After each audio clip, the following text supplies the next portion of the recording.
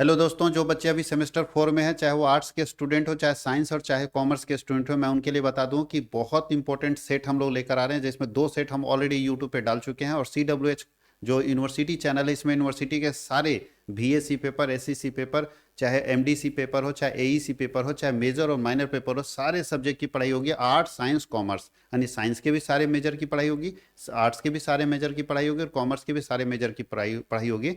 तो स्पेशली ये जो चैनल बनाया गया है वो इसके लिए बनाया गया ताकि जो बच्चे विनोबा विश्वविद्यालय या रांची यूनिवर्सिटी या झारखंड के किसी यूनिवर्सिटी, बिहार के किसी यूनिवर्सिटी की स्टूडेंट हैं, उनका कंप्लीट सिलेबस इस चैनल पर कंप्लीट होगा। तो अगर आप नए हैं तो जरूर चैनल को सब्सक्राइब कर लीजिए ताकि आपको इसकी जानकारी मिलती रहे। हमने 2 सेट दिया है VAC पेपर का, चूंकि अभी एग्जाम चल रहा है विनोबा विश्वविद्यालय में सेमेस्टर 4 का।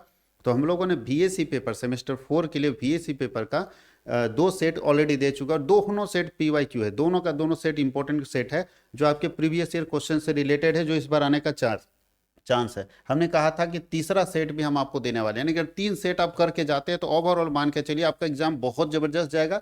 और आप अगर एग्जाम अच्छा जाएगा, कमेंट सेक्शन में जरूर लिखिएगा।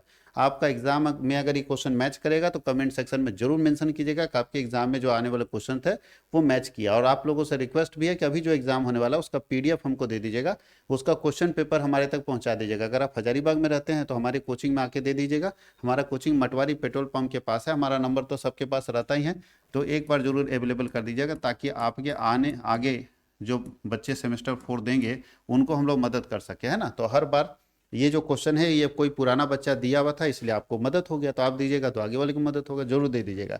चलिए हम लोग सेट 3 चलते हैं। समय आपके पास कम है चूंकि परीक्षा आज भी है 27 को और कुछ परीक्षा 28 कुछ लोगों का है। तो हम लोगों का first question, what is Ayurveda? Ayurveda क्या है? तो आयुर्वेद एक ऐसी तकनीक है, आयुर्वेद एक ऐसी तकनीक बोलता है, आयुर्वेद भारत में विकसित एक प्राचीन प्राकृतिक चिकित्सा पद्धति है जो लगभग 3000 वर्ष पुरानी है। आयुर्वेद 2 शब्दों से, संस्कृत के 2 शब्दों से मिलकर बना है। आयुर, आयुर का मतलब होता है जीवन, और वेद मतलब ज्ञान, यानी जब किसी व्यक्ति के जीवन से संबंधित ज्ञान प्राप्त करे तो जीवन का ज्ञान आयुर्वेद कहलाता है। देखिए आप लोगों का सेट जो है 2 पार्ट में बटा रहता है, group A group B. Group A में शॉर्ट क्वेश्चन रहता है, ग्रुप बी में लॉन्ग क्वेश्चन रहता है। लॉन्ग क्वेश्चन में आपको 3 अटेम्प्ट करना है, 15 या 45। इधर 5 नंबर का क्वेश्चन रहता है, 1 1 नंबर का छोटा क्वेश्चन है, ये सब 1 1 नंबर का क्वेश्चन है। और लॉन्ग में 3 आपको अटेम्प्ट करना, 15 या 45, याद रखना है इसको। वैसे तो आप लोग मालूम है क्वेश्चन पेपर में लिखा ही रहता है। Name the major diseases caused by air pollution, बोलता है वायु प्रदूषण के कारण कौन कौन सी बीमारियां होती है, तो नाम पढ़ लीजिए। वायु प्रदूषण के कारण अस्थमा हो सकता है, ब्रोंकाइटिस हो सकता है, फेफड़ों का कैंसर हो सकता है, हृदय रोग संबंधी समस्या हो सकती है, क्रॉनिक, ये तो खैर बहुत क्रॉनिक ऑब्जर्वेटिव जो है प्लोनरी बीमारी हो सकती है, एलर्जी आपको हो सकता है, निमोनिया हो सकता है, आंखों में जलन और संक्रमण हो सकता है। इसमें इतना लिखने की जरूरत नहीं, 2 भी लिख दीजिएगा चल जाएगा क्योंकि 1 नंबर का है। What is the major causes of deforestation in Jharkhand? Jharkhand में लगातार जो अंधाधुंध वनों की कटाई हो रही है उसके मेन कारण क्या है? क्यों ऐसा हो रहा है कि झारखंड में वनों की अंधाधुंध कटाई हो रही है? तो मेन कॉजेज क्या है? तो सबसे पहला खनन गतिविधि के कारण, माइनिंग एक्टिविटी के कारण। अब पता चला जहाँ जहाँ लोहा मिला और बॉक्साइड मिला, कोयला मिला, वहाँ जंगल है, तो जंगल काट के तब ना निकालेंगे। तो जंगलों की अंधाधुंध कटाई हो रही है वहाँ पे माइनिंग करने के लिए। दूसरा, इंडस्ट्रियलाइजेशन और अर्बनाइजेशन, इंडस्ट्री लगाने के लिए जंगलों की कटाई हो रही है, शहर बसाने के लिए जंगलों की कटाई हो रही है। जंगलों की कटाई एग्रीकल्चर एक्सपेंशन के लिए भी हो रहा है। हम चाहते हैं कि खेती की जमीन हमारे पास कम है, हम उसको बढ़ाना चाहते हैं, तो जंगल काट के खेत बना दे रहे हैं।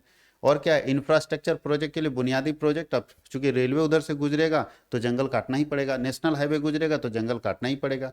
और क्या है, तो बोलता है फ्यूल वुड टिम्बर, और बोलता है ईंधन, और बहुत सारे लोग तो जलावन के लिए लकड़ी व्यवस्था करते हैं और फर्नीचर के लिए लकड़ी व्यवस्था करने के चक्कर में जंगल का काट दे रहे हैं। और इलीगल अवैध कटाई तो है ही, गलत तरीके से कटाई करके लोग लकड़ी को बेच रहे हैं, अवैध तरीके से बेच रहे हैं, ये भी अभी चल रहा है। आगे है फॉरेस्ट फायर, बहुत बार जंगल में आग लग जाने के कारण जो है जंगल बर्बाद हो जा रहा है, ये सारे कारण हैं। चौथा पढ़ते हैं, mention the effect of climate change on flora. Flora मतलब पेड़ पौधों पर जलवायु परिवर्तन के प्रभाव बताइए। जो पेड़ पौधे हैं जिसको फ्लोरा बोलते हैं, उस पर जलवायु परिवर्तन, जो क्लाइमेट चेंज हो रहा है उसका क्या प्रभाव पड़ रहा है? तो क्लाइमेट चेंज होने का प्रभाव पहला पड़ रहा है चेंज इन ग्रोविंग सीजन, विकास चक्र में परिवर्तन हो रहा है। बोलता है तापमान बढ़ने से पौधों में जल्दी फूल और फल आने लगते हैं। तापमान टेम्परेचर बढ़ रहा है तो जल्दी फल आ जा रहा है, वो डेवलप नहीं हो पा रहा है।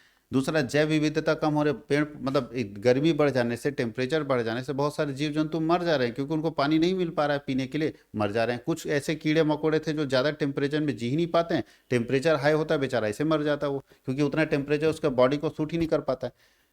अल्टर्ड जियोग्राफिकल डिस्ट्रीब्यूशन, भौगोलिक वितरण में जैसे जैसे बदलाव हो रहे हैं वैसे वैसे वैसे वैसे वहां जीव जंतु धीरे धीरे खत्म होते रहे। कई पौधे ठंडे क्षेत्रों में या ऊंचाई वाले क्षेत्रों की ओर शिफ्ट होते जा रहे हैं, यानी वैसे क्षेत्र जहां उनको, मान लो कोई पौधे पौधा ऐसा है जिसको ठंडा जगह चाहिए, अब वहां टेम्परेचर बढ़ गया तो वो वहां उत्पन्न ही नहीं होगा, उगेगा ही नहीं, वो मर जाएगा वो। इंक्रीज पेस्ट, और बोलता है कि कीट और रोगों को का बढ़ना, बहुत सारा कीड़े मकोड़े और बहुत सारे रोग बढ़ रहे हैं धीरे धीरे। उत्पादकता कम हो रही है, जल तनाव हो रहा है, और परागणकर्ताओं में कमी हो रही है। यानी बहुत बार ऐसा होता है कि पोलिनेटर्स भी कम हो रहे हैं, जलवायु परिवर्तन से मधुमक्खी तितली ये सब खत्म हो रहा है, धीरे धीरे धीरे देखिएगा खत्म होते चला जा रहा है, उनके अंदर परागण हो ही नहीं रहा है, तो उनकी संख्या बढ़ नहीं रही। Next question, what is Ganga plan? Ganga plan क्या है? तो गंगा प्लान सरकार की एक ऐसी योजना है जो आप जानते हैं, जिसका उद्देश्य था गंगा नदी को प्रदूषण से बचाना और साफ करना। गंगा की सफाई और गंगा को प्रदूषण से बचाना ही गंगा प्लान था। पार्ट बी में चलते हैं लॉन्ग में। देखिए लॉन्ग में बहुत कहानी नहीं दी है, जानते हैं बहुत कहानी से आप परेशान हो जाओगे, समय आपके पास कम है, तो हम लोग बस शॉर्ट में उसको समझाएं ताकि इसको आप पढ़ेंगे तो बहुत हद तक आप अपनी भाषा में लिख सकते हैं। क्वेश्चन है, पर्यावरण जागरूकता में वैश्विक मील के पत्थर के इतिहास पर चर्चा करें। यानी इन्वायरमेंट को प्रोटेक्ट करने के लिए दुनिया में कितने बड़े बड़े सम्मेलन हुए उसके बारे में पूछ रहा है। यानी इन्वायरमेंट बोलता है कि discuss the history of global milestone, यानी दुनिया में पर्यावरण को लेकर कितने बड़े बड़े सम्मेलन हो चुके हैं। तो चलिए एक एक करके सबसे पहले बात करें। यानी पर्यावरण सुरक्षा के लिए सिर्फ भारत ही अकेले परेशान नहीं, दुनिया का हर देश परेशान है कि कैसे इस क्लाइमेट चेंज को, कैसे हम ग्लोबल वार्मिंग को रोक सके, कैसे हम पर्यावरण को साफ कर सके। दुनिया का हर देश इसके लिए चिंतित है और इसके लिए बड़े बड़े विश्व स्तर पर बड़े बड़े सम्मेलन हो चुके हैं, जहाँ पे दुनिया के बड़े बड़े देश आके अपनी अपनी विचार रखते हैं कि कैसे हम पर्यावरण को सुरक्षित रखेंगे, भविष्य में आने वाले हमारे नागरिकों के लिए हम इस देश को कैसे बचा सकते हैं उसके लिए। तो सबसे पहला जो हुआ था सम्मेलन वो था स्टॉकहोम में, जो स्वीडन में है। स्वीडन में हुआ था सबसे पहला सम्मेलन। कब हुआ था? 1972 में मानव पर्यावरण पर संयुक्त राष्ट्र सम्मेलन हुआ था। यह पर्यावरण मुद्दों पर पहली बड़ी वैश्विक बैठक थी। इसके बाद संयुक्त राष्ट्र पर्यावरण कार्यक्रम UNEP की स्थापना की गई। दूसरा हुआ था अर्थ डे 1970 में। अर्थ डे पहली बार 22 अप्रैल 1970 को अमेरिका में मनाया गया था। अर्थ डे मतलब विश्व को, धरती को संभालना है। इसका उद्देश्य पर्यावरण संरक्षण के प्रति जागरूकता बढ़ाना था। इसने दुनिया भर के लोगों को स्वच्छ पर्यावरण के लिए प्रेरित किया। तीसरा था, थर्ड जो था वो था world commission on environment and development की रिपोर्ट आई थी उस समय, ने सतत विकास, सस्टेनेबल डेवलपमेंट की अवधारणा पेश की। इसका अर्थ है कि वर्तमान की आवश्यकताओं को पूरा करना, लेकिन भविष्य में किसी तरह के भविष्य में होने वाले, मतलब भविष्य को ध्यान में रख के वर्तमान आवश्यकताओं को पूरा करना। इसको बोलते हैं सस्टेनेबल डेवलपमेंट।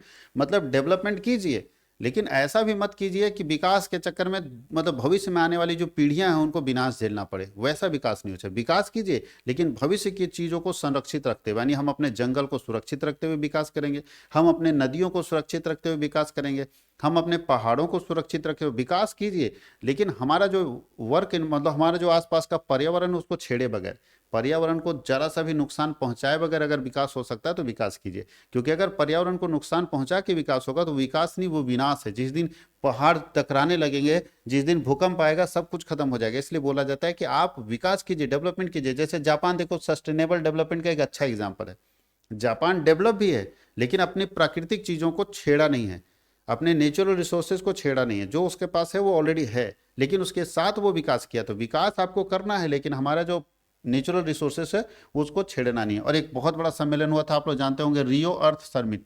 ये रियो में होता है, इसे रियो डी जेनेरिया में आयोजित किया गया था। संयुक्त राष्ट्र पर्यावरण और विकास सम्मेलन भी कहा जाता है। इस सम्मेलन में वनों की कटाई, जलवायु परिवर्तन, जैव विविधता जैसे पर्यावरण समस्याओं से निपटने के लिए वैश्विक सहयोग पर ध्यान केंद्रित किया गया था। दुनिया के बड़े बड़े लीडर आके यहाँ पे डिस्कशन किए कि कैसे हम इन सब चीज़ों से बच सकते हैं, चाहे वो जलवायु परिवर्तन हो, चाहे वनों की कटाई हो, चाहे जैव विविधता की हानि हो, इनको हम कैसे रोक सकते हैं, इस पर चर्चा हुई थी।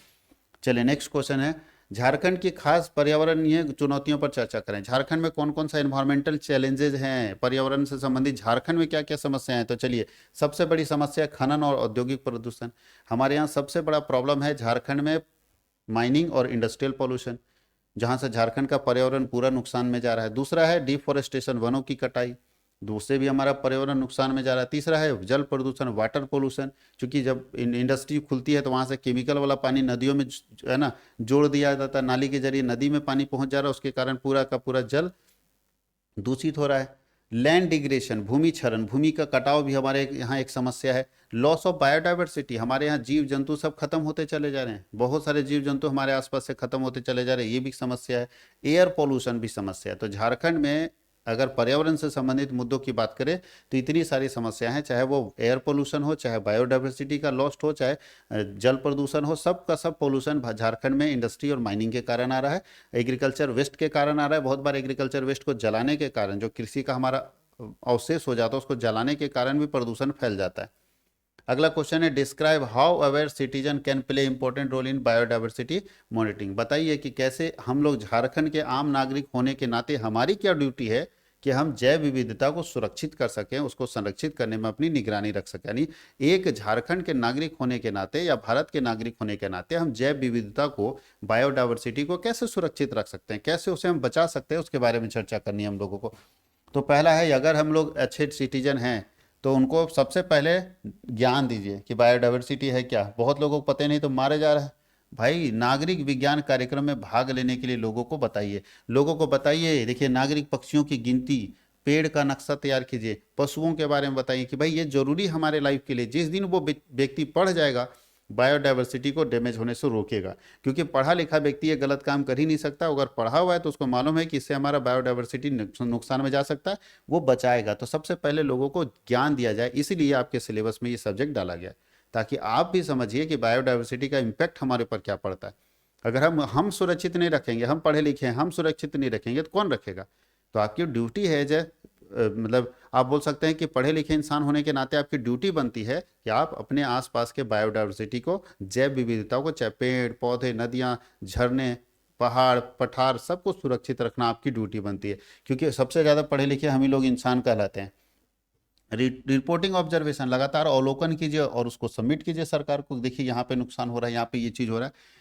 क्रिएटिंग अवेयरनेस, जागरूकता फैलाइए लोगों में कि भाई ये चीज़ मत कीजिए, क्योंकि ये हमारे लिए है। जिस दिन हम विकास के नाम पर उन जैव विविधता को, बायोडाइवर्सिटी को नुकसान में डालेंगे, वो हम अपने भविष्य को विनाश में डाल रहे हैं। चाहे आप भले जी के निकल जाइएगा, लेकिन आने वाली पीढ़ियां विनाश झेलेगी। इसलिए आपको इस चीज़ को समझना होगा। पार्टिसिपेशन इन कन्वर्जन एक्टिविटी, बहुत बार कन्वर्सेशन एक्टिविटी में पार्टिसिपेट कीजिए, जहाँ पे कुछ प्रोग्राम ऐसे चले जहाँ पे लोग उसके बारे में चर्चा करें। जब चर्चा होनी शुरू होगी ना, तो लोग समझने लगेंगे कि नहीं, बात तो सही है, करना चाहिए। रिड्यूसिंग पर्सनल इंपैक्ट, व्यक्तिगत प्रभावों को कम करना चाहिए, ताकि ऐसे वो सारे कामों को रोकना चाहिए जो पर्सनल इंपैक्ट जो है, जिस पर मानव पर कम दबाव पड़े, इस चीज़ को रोकना चाहिए। Explain the causes and effect of industry in water pollution. बताइए, जल प्रदूषण में इंडस्ट्री का क्या रोल है, ये पूछ रहा है। क्या उसका कारण है, क्यों जल प्रदूषण इंडस्ट्री कर रही है, उसको कैसे, उसका प्रभाव क्या और उसे कैसे रोकेंगे। तो कोई भी झारखंड के अंदर, भारत के अंदर जितनी इंडस्ट्रियां हैं, वो वाटर पोल्यूशन रगड़ के कर रही है। वाटर पोल्यूशन, एयर पोल्यूशन खूब कर रही है। तो वाटर पोल्यूशन कर रही है तो उसके कारण क्या है, क्यों वाटर पोल्यूशन हो रहा है इंडस्ट्री के कारण। दूसरा, उसका प्रभाव क्या पड़ रहा है, इम्पैक्ट क्या पड़ रहा है, उसको कैसे रोका जा सकता है। तो पहला ध्यान रखिएगा, केमिकल केमिकल का इस्तेमाल करती है इंडस्ट्री, और वो केमिकल जो है वो पानी के जरिए कहीं ने नाली उली होते होते नदी में, झरने में गिरती है। तो ये एक नुकसान ये है। दूसरा क्या है, हैवी मेटल्स, भारी धातुओं का प्रयोग हो रहा है, जिसके कारण वो चीज़ हो रहा है। तापीय प्रदूषण, ज़्यादा से ज़्यादा हीट जनरेट कर रहा है, जिसके कारण थर्मल पावर आ रहा है। यानी जैसे यहाँ लिखा है ना, पावर प्लांट और कारखाने नदियों में गर्म पानी छोड़ देते हैं, जिससे जल का तापमान बढ़ जाता है। वहाँ जल में रहने वाले जीव जंतु ऐसे मर गए, कीड़े मकोड़े ऐसे मर गए, इतना हीट पानी दिया दे। ऑयल, तेल और चिकनाई, बहुत बार पता चला कि जो फैक्ट्रियाँ, उसमें तेल से रिलेटेड बहुत सारे काम हो रहे हैं। ग्रीस, तेल सब बहा दिया, और सब बहा दिया जाके नदी में मिल गया। नदी में तेल जब जाएगा तो वहाँ जीव जंतु रह ही नहीं पाएंगे, खत्म हो जाएंगे। और माइक्रो बायल कंटमेंशन बोल रहा है कि सूक्ष्म जनजातीय प्रदूषण, ऐसे ऐसे बैक्टीरिया और रोगजनक चीज़ों को छोड़ दिया गया जो कि पहले से खराब चीज़ है, वो जैसे जाएगा नदी में, तालाब में, झील में, जहाँ भी जाएगा वो नुकसान पहुँचा देगा।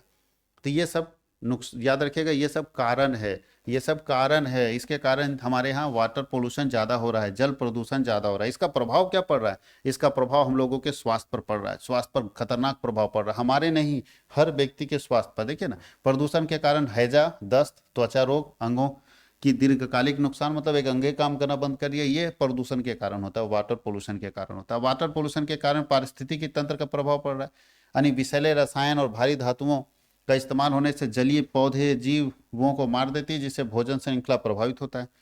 वाटर स्कार्सिटी, जल संकट हो जाएगा। पानी है लेकिन उसमें नदी और ये उसमें अगर फैक्ट्री का पानी मिल जा रहा है तो दूषित हो जा रहा है, पीने लायक नहीं है, जिससे हमारे यहाँ जल संकट हो सकता है। जहाँ पे अब उस तरह का पानी जा रहा है वो रीस के नीचे जाएगा और वहाँ बोरिंग कराएगा तो आपका पानी भी उसी स्वाद का आएगा, पीने लायक नहीं रहेगा।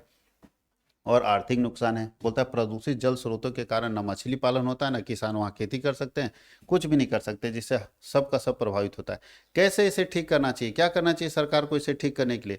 तो सरकार को इसे ठीक करने के लिए सबसे पहले अवशिष्ट जल शोधन संयंत्र बनाना चाहिए। यानी हर फैक्ट्री में जहाँ पे इंडस्ट्री है, जहाँ वो कचरा पानी निकलता है वहाँ एक मशीन लगा दीजिए।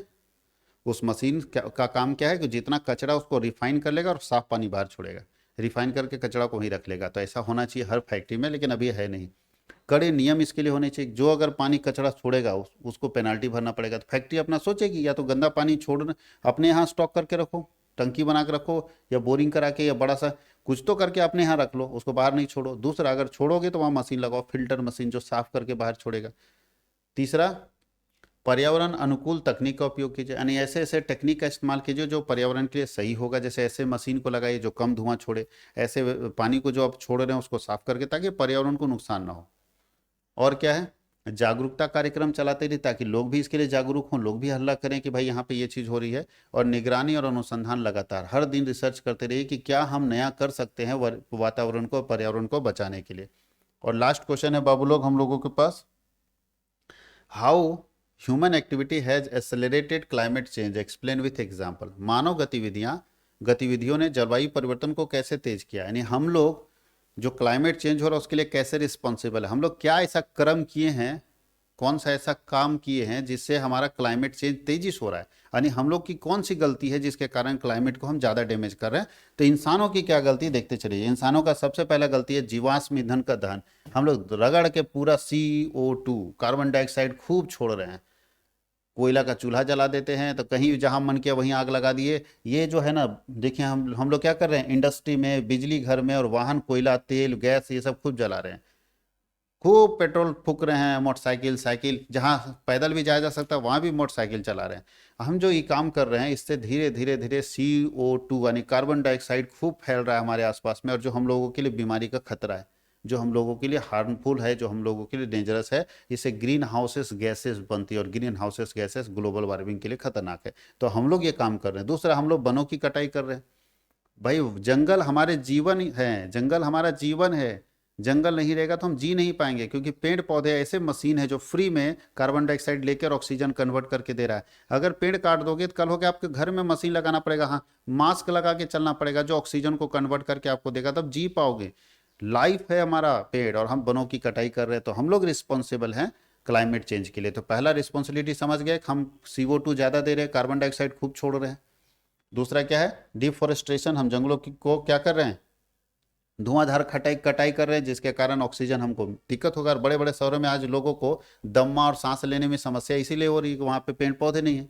इंडस्ट्रियल पोल्यूशन, इंडस्ट्री में इतना पोल्यूशन हो रहा है, उसका इम्पैक्ट पड़ रहा है हमारे क्लाइमेट पर। वो पोल्यूशन क्या कर रहा है, हमारे हीट कर रहा है, और उसका इम्पैक्ट हमारे क्लाइमेट पर पड़ रहा है। एग्रीकल्चर और लाइव स्टॉक, कृषि और पशुपालन के चक्कर में, देखिए यहाँ लिखा है, पशुपालन में गाय पालन करना, भेड़ पालन करना, ये मीथेन गैस उत्पन्न करता है। जैसे गाय का जो गोबर है वो फेंक दो तो मीथेन गैस बनाता है। वो वहाँ पे जहाँ पे गाय का गोबर है वो मीथेन गैस होता है, उससे खाना भी बनता है। गोबर गैस से आप लोग सुने भी होंगे, तो मीथेन गैस उत्पन्न करता है। अब पूरा गोबर फेंका हुआ, जहाँ मन किया वहाँ फेंक दे रहे हैं, तो मीथेन गैस क्रिएट कर रहा है और वो हमारे इन्वायरमेंट को डैमेज कर रहा है। और उर्वरक, अगर ज़्यादा से ज़्यादा फर्टिलाइजर्स का इस्तेमाल करेंगे, खाद का इस्तेमाल करेंगे, तो नाइट्रस ऑक्साइड छोड़ता है। जो खाद है वो नाइट्रस ऑक्साइड छोड़ता है, जिसका असर हमारे ऊपर पड़ रहा है, जो क्लाइमेट के ऊपर पड़ रहा है। अब एक आदमी छीट दे तो नहीं पड़ेगा, लेकिन इतने सारे लोग छीट रहे हैं, सब छीट रहा है, तो असर तो पड़ेगा ही, क्लाइमेट चेंज हो रहा है।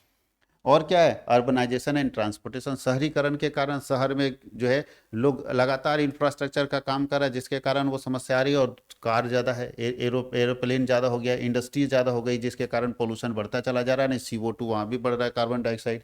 इसके कारण वेस्ट मैनेजमेंट का हमारे देश में कोई अच्छा ऑप्शन नहीं है, कूड़ा प्रबंधन का नहीं है। जो शहर का पूरा कचरा होगा या गांव का कचरा, वो गांव के बाहर रहता है, शहर का कचरा शहर के बाहर पहाड़ बन जाता है कचरा का।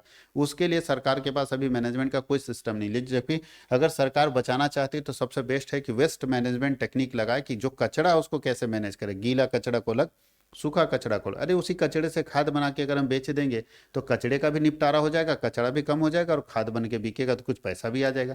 तो इसके लिए सरकार के पास वेस्ट मैनेजमेंट का पूरा प्लान होना चाहिए कि कैसे हम अपने कचड़े को मैनेज करेंगे, इसका पूरा प्रॉपर प्लान होना चाहिए। ठीक है, तो ये बाबू लोग सेट 3 था, आप पढ़ के जाइए और अच्छे से एग्जाम लिखिए। एग्जाम अच्छा जाए जरूर कमेंट सेक्शन में आप अपना राय दीजिएगा और क्या आप देखना चाहते हैं। बहुत बहुत धन्यवाद। और मैं आपको एक बार जानकारी दे दूं कि सेमेस्टर 4 का एग्जाम होने के बाद सेमेस्टर 5 के लिए हमारे पास आर्ट्स, साइंस और कॉमर्स सारे मेजर पेपर की तैयारी हमारे एप्लीकेशन पे होगी जिसका नाम है CWH ऑनलाइन एकेडमी। अभी फ्री में बहुत सारे वीडियोज आपके मेजर पेपर के इस चैनल पे जाएंगे, आप लोग जरूर देखिए और उसको प्यार दीजिए, ज़्यादा से ज़्यादा लोगों तक शेयर कीजिए। Thank you.